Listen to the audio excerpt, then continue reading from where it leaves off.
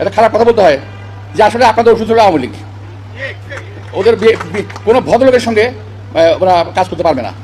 আওয়ামী লীগ একটা অভদ্র দল, এরাও একটা অসভ্য দল এবং ধর্ম বিকৃতকারী একটা দল।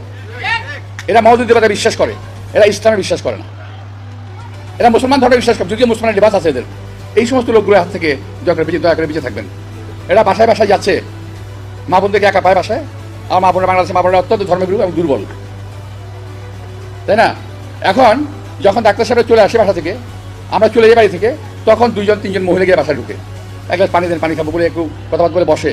তারপরে পরে করে কি জানেন, বলে যে জামাতেরকে ভোট দেওয়ার জন্য এই দিলে এটা হবে, বেসতে যাবেন, না দিলে আপনার ক্ষতি হবে, এই নানান রকম কথাবার্তা আমরা বলে। তারপর বলে যে যখন ঠিক আছে দেখবো না আমরা, তারপর ভাই বুকে একটু হাত দেন তো, বুকে হাত দিয়ে বলে জামাতকে ভোট দেবেন। মহিলা বললো ঠিক আছে।